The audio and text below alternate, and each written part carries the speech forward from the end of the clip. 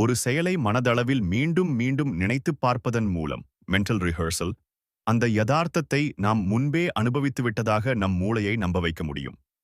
உதாரணமாக, நீங்கள் காலையில் எழுந்ததும் அன்றைய நாளில் நீங்கள் பார்க்க வேண்டிய நபர்கள், செல்ல வேண்டிய இடங்கள் மற்றும் செய்ய வேண்டிய வேலைகளைப் பற்றி சிந்திக்கும்போது நீங்கள் மனதளவில் அந்த நாளை ஒத்திகை பார்க்கிறீர்கள்.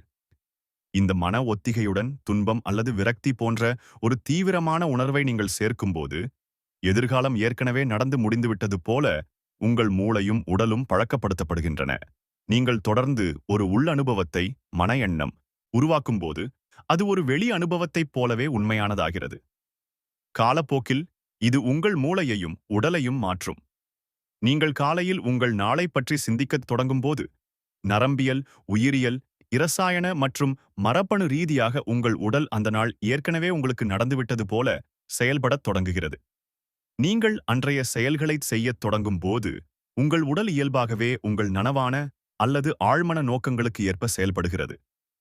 பல ஆண்டுகளாக நீங்கள் ஒரே மாதிரியான விஷயங்களைச் செய்து கொண்டிருந்தால் உங்கள் உடலின் உயிரியல் சுற்றுகள் பயோலாஜிக்கல் சர்க்கிட்ஸ் மிக எளிதாகச் செயல்படுத்தப்படும்.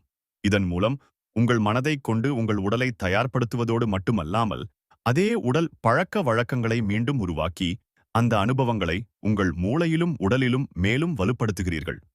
ஒவ்வொரு நாளும் மன ரீதியாகவும் உடல் ரீதியாகவும் ஒரே பழக்க வழக்கங்களை மீண்டும் மீண்டும் வலுப்படுத்துவதால் நீங்கள் ஆழ்மனதில் அன்கான்ஷியஸ் செயல்படுவது எளிதாகிவிடுகிறது. இது பழக்கத்தின் மூலம் செயல்படும் பழக்கத்தை உருவாக்குகிறது.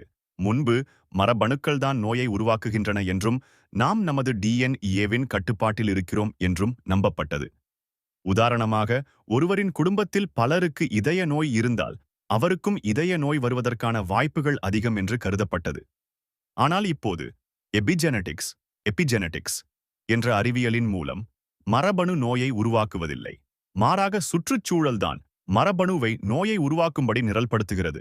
ப்ரோக்ராம்ஸ் அவர் ஜீன்ஸ் என்பது நமக்குத் தெரிகிறது. இந்த சுற்றுச்சூழல் என்பது நமது உடலுக்கு வெளியே உள்ளவை.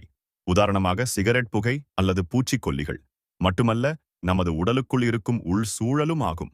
அதாவது நமது செல்களை சுற்றியுள்ள சூழல்.